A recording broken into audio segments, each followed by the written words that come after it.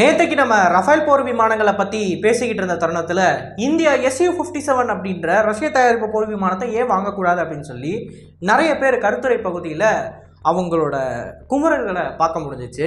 So இன்றைக்கான காணொலியில் நம்ம எதை பற்றி பார்க்க போகிறோம் அப்படின்னா ரஷ்யன்ஸோட அன்கன்வென்ஷனல் ஆப்ஷனை பற்றி தான் பார்க்க போகிறோம்.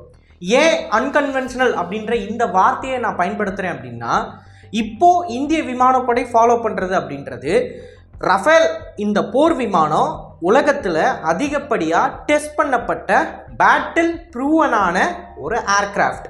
ஸோ இந்த ஏர்க்ராஃப்டை நம்ம வாங்கணும் அப்படின்னா அது நமக்கு பெஸ்ட்டான ஆப்ஷனாக இருக்கும் அப்படின்னு சொல்லி கன்வென்ஷனலாக போகிறாங்க. ஆனால் Su-57ன்றது பை பேப்பர் ரஃபேலை கம்பேர் பண்ணுறப்ப சுப்பீரியராக இருக்குது. ஆனால் அதை டெஸ்ட் பண்ணலை யாருமே. ஸோ அன்கன்வென்ஷனலாக போய் மாட்டிக்கக்கூடாது அப்படின்றதுக்காண்டி தான் சேஃப் சைடில் ரஃபேல் போர் விமானங்களோட ஒப்பந்தத்தை நோக்கி நம்ம போகிறோம். பட் இந்த இடத்துல அன்கன்வென்ஷனலாக நம்ம போகிறதுனால, அதாவது Su-57 பக்கம் போகிறதுனால நமக்கு கிடைக்கக்கூடிய பெனிஃபிட்ஸ் என்ன அப்படின்றத தான் நம்ம இன்றைக்கான காணொலியில் தெளிவாக பார்க்க போகிறோம். நான் உங்கள் ஆகாஷ், தமிழ் பொக்கிஷம் வழங்கும் டிபி டிஃபென்ஸ். முதல் விஷயம், Su-57 ப்ரோக்ராமை பற்றி பேசணும் அப்படின்னாலே அந்த ப்ரோக்ராமோட ஸ்டெல்த் குறைபாடை பற்றி தான் எல்லாருமே அதிகப்படியாக பேசிக்கிட்டு இருக்காங்க. எஸ், இந்த விமானத்தை நம்ம F-35ஓடையோ இல்லை அப்படின்னா சீனர்களோட J-20ஓடையோ கம்பேர் பண்ண முடியாது. காரணம், இதில் இருக்கக்கூடிய லோ ஸ்டெல்த். ஆனால் ஸ்டெல்த்தை தாண்டி இதோட பெய்லோட் கெப்பாசிட்டி அதிகமாக இருக்குது. இதில் பயன்படுத்தப்பட்டிருக்கிற ரேடார் ரொம்ப பவர்ஃபுல்லாக இருக்குது. இதில் இருக்கக்கூடிய சென்சர்ஸ் ரஃபேலை விட பயங்கர அட்வான்ஸ்டாக இருக்குது. அது மட்டும் இல்லாமல் இதில் இன்டர்னல் வெப்பன்ஸ் பெய்லோடு இருக்கிற ஒரே காரணத்தினால ரஃபேலை கம்பேர் பண்ணுறப்ப இதில் கம்மியான RCS தான் இருக்கும். ஸோ சென்சர்ஸ் RCS வைஸ் பார்த்தீங்க அப்படின்னா, ஈவந்தோ இது அமெரிக்க தயாரிப்புகளுக்கு நிகராக இல்லை அப்படின்னாலும் ரஃபேலை விட பெஸ்ட்டான ஆப்ஷன் தான் Su-57. அடுத்தது இதோட ப்ரொடக்ஷன் தான். எல்லாருக்கும் தெரியும், ரஷ்யா யுக்ரைன் போரின் காரணமாக ரஷ்யர்களால் Su-57 அவங்க நாட்டில் மேனுஃபேக்சர் பண்ண முடியலை. அவங்க பிற நாடுகளுக்கு Su-57 விற்கிறதுக்காண்டியே இந்தியாவில் வந்து நாங்கள் மேனுஃபேக்சரிங் ப்ரொடக்ஷன் ஃபெசிலிட்டியை ஓப்பன் பண்ணுறோம் அப்படின்ற லெவலுக்கு பேசிக்கிட்டு இருக்காங்க. இந்த தருணத்தில் நம்ம சொந்த விமானப்படைக்கு Su-57 ஆர்டர் பண்ணோம் அப்படின்னா ரஷ்யர்கள் தாராளமாக அந்த ப்ரொடக்ஷன் ஃபெசிலிட்டியை இந்தியாவுக்கு கொண்டு வந்துருவாங்க. சில டெக்னாலஜி டிரான்ஸ்ஃபரும் இதன் மூலமாக நமக்கு கிடைக்கும். அண்ட் அதே சமயம் ரஃபேலை நம்ம மேனுஃபேக்சர் பண்ணணும்னா இதுக்கப்புறம் தான் இந்தியாவில் இருக்கிற ஒரு ப்ரைவேட் கம்பெனி டாட்டா வந்து ரஃபேல் தசால்ட் ஏவியேஷனோட கான்ட்ராக்ட் சைன் பண்ணி இண்டஸ்ட்ரியை செட்டப் பண்ணணும். ஆனால் அது எதுவுமே Su-57க்கு தேவையில்லை. ஏன்னா நாசிக் ஃபெசிலிட்டியில் வச்சு Su-57 மேனுஃபேக்சர் பண்ண முடியும் அப்படின்னு ரஷ்யர்கள் உத்தரவாதம் கொடுக்குறாங்க. ஸோ ப்ரொடக்ஷன் கெப்பாசிட்டியில் நமக்கு எந்த பிரச்சனையும் கிடையாது. டெக் ட்ரான்ஸ்ஃபரில் ரஷ்யன்ஸ் ஆப்வியஸாக நமக்கு நிறைய டெக்னாலஜிஸ் இதுக்கு முன்னாடி ட்ரான்ஸ்ஃபர் பண்ணியிருக்காங்க. ஒரு நல்ல ட்ராக் ரெக்கார்டை வச்சுருக்காங்க. அதுலேயே நமக்கு பிரச்சனை வர போகிறது கிடையாது. சென்சர்ஸ்லையும் சரி RCSலையும் சரி Su-57 சுப்பீரியராக இருக்குது. அண்ட் இதெல்லாம் ஒரு விஷயமா, இதுக்கு மேலே வேறு ஏதாவது பாயிண்ட் இருக்கா அப்படின்னு நீங்கள் கேட்டிங்கன்னா எஸ் இருக்குது. நம்ம இந்த ஆப்ரேஷன் சிந்தூரில் விமானப்படையில் இருக்கிற விமானங்களை பயன்படுத்தின விதம், அந்த பேட்டர்ன், அந்த எக்ஸசைஸை பார்த்தீங்க அப்படின்னாலே உங்களுக்கு தெளிவாக தெரியும். நம்ம ஸ்டாண்ட் ஆஃபில் இருந்து தான் ஏவுகணைகளையும் பாம்ஸையும் லான்ச் பண்ணியிருக்கோம் அப்படின்னு. நம்ம பாகிஸ்தானி ஏர்ஸ்பேஸுக்குள்ளே நுழையவில்லை. பாகிஸ்தானி ஏர்ஸ்பேஸில் இருந்து அவங்களோட போர் விமானம் இந்தியன் ஏர்ஸ்பேஸுக்குள்ளேயும் நுழையலை. ரெண்டு பேரும் அவங்களோட சொந்த வான்பரப்பில் இருந்து தான் மாற்றி மிசைல்ஸை லான்ச் பண்ணியிருக்காங்க ஸ்டாண்ட் ஆஃப் ரேஞ்சில் இருந்து. ஸ்டாண்ட் ஆஃப் ரேஞ்சுனா என்னன்னு பார்த்தீங்கன்னா, ஒரு நாட்டோட எல்லை ஆர் அந்த நாட்டோட வான் பாதுகாப்பு அமைப்போட ரேஞ்சில் இருந்து வெளியே நம்ம ஏவுகணைகளை லான்ச் பண்ணுறது தான் ஸ்டாண்ட் ஆஃப் வெப்பன்ஸ் அப்படின்னு சொல்லுவோம். ஃபார் எக்ஸாம்பிள் பிரம்மோஸுக்கு ரேஞ்ச் கிட்டத்தட்ட 500லேருந்து 800 கிலோமீட்டர் இருக்குது. அப்போ இது ஒரு ஸ்டாண்ட் ஆஃப் ரேஞ்ச் வெப்பன். ஆனால் 500லேருந்து 800 கிலோமீட்டர் உனக்கு ரேஞ்ச் கிடையாது, வெறும் 10 கிலோமீட்டர் தான் ரேஞ்ச் அப்படின்னா அது ஸ்டாண்ட் ஆஃப் வெப்பன் கிடையாது. எதிரியோட ஏர்ஸ்பேஸுக்கு உள்ளே போய் நீங்கள் பாம்ஸை போட்டால் மட்டும்தான் உங்களால் அந்த டார்கெட்டை நியூட்ரலைஸ் பண்ண முடியும். ஸ்டாண்ட் ஆஃப் வெப்பனில் இருக்கிற ஒரு பாசிட்டிவ் என்ன அப்படின்னு பார்த்தீங்கன்னா, நீங்கள் எதிரியோட ஏர்ஸ்பேஸுக்குள்ளே நுழைஞ்சு உங்களோட பாம்ஸை போடுற ஃபைட்டர் ஜெட் அந்த சொந்த நாட்டோட, அதாவது எதிரியோட ஃபைட்டர் ஜெட்டோட சண்டை போடணும்னு அவசியம் கிடையாது. அண்ட் அதே சமயம் எதிரியோட ஏர்ஸ்பேஸுக்குள்ளே நுழையிறப்ப எதிரியோட வான் பாதுகாப்பு அமைப்புக்கிட்டேருந்து தப்பிக்கணும் அப்படின்ற அந்த ஒரு சூழ்நிலையும் உங்களுக்கு அமைய போகிறதில்ல. நீங்கள் சேஃபாக உங்களோட வான்பரப்புக்குள்ளே இருந்துட்டு மிசைல்ஸை மட்டும் லான்ச் பண்ணிவிட்டு யூட்ரன் எடுத்துட்டு போக போகிறீங்க, அவ்வளவுதான். அண்ட் எதிரி நம்மளோட வான்பரப்புக்குள்ளே வராமல் பாதுகாக்கிறதுக்கு நம்மளோட வான் பாதுகாப்பு அமைப்புகளை கீழே நிறுத்தி வச்சுருக்கோம். ஸோ எதிரியாலையும் உள்ளே வர முடியல, நம்மளும் உள்ளே போகணுன்ற அவசியம் இல்லை. அப்படின்றப்ப டாக் ஃபைட்டுக்கான வேலையே இங்கே கிடையாது. ஸோ இந்த பாயிண்ட்டை நம்ம பார்த்தோம் அப்படின்னா ஸ்டாண்ட் ஆஃப் ரேஞ்சில் இருந்து லான்ச் பண்ணுறதுக்கு நம்மக்கிட்ட இப்போதைக்கு இருக்கிற ஒரே ஆசெட் வந்து SU-30 MKIs.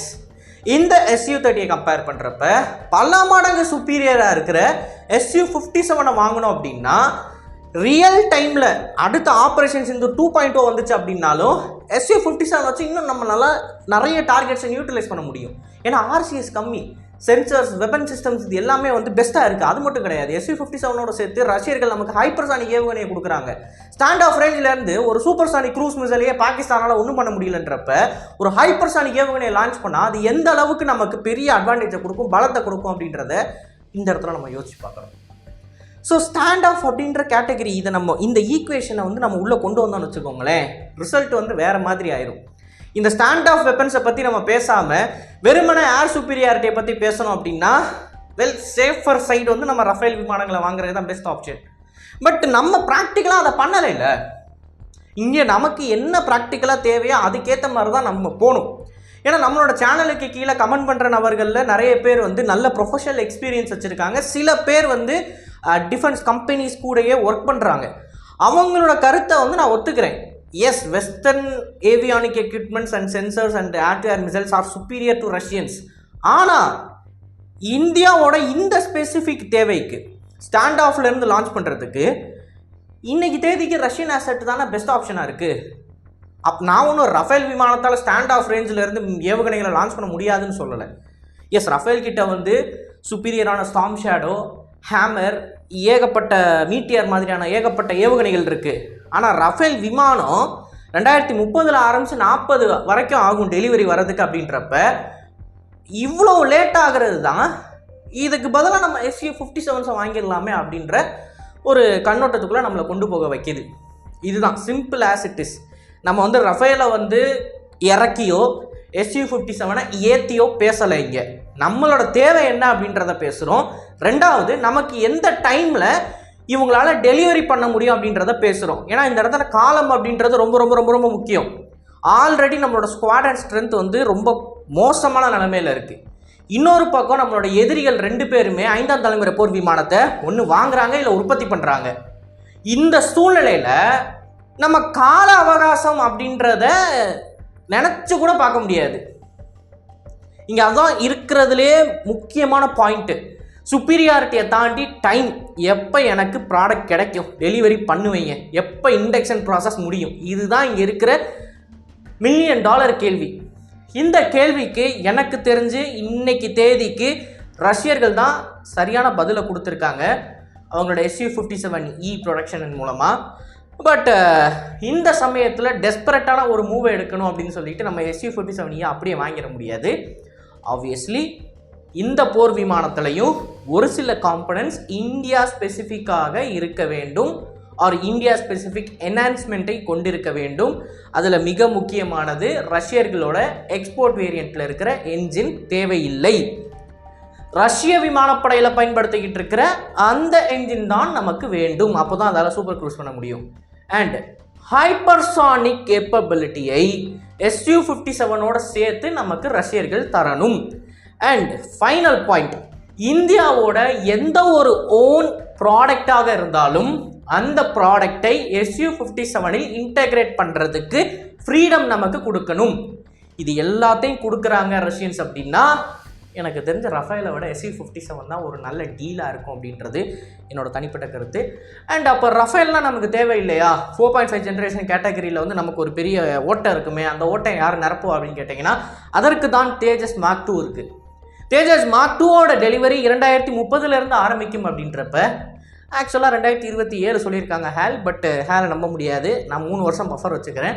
2030 ஆரம்பிக்கும் அப்படின்றப்ப நமக்கு அந்த கேட்டகரியில் ஒரு இண்டிஜினஸ் ப்ராடக்ட் இருக்கிற சூழ்நிலையில் நம்ம இப்படி ஒரு வெளிநாடு கம்பெனிக்கிட்ட போய் இந்த டீல்லாம் பண்ணணுன்ற அவசியம் இல்லை.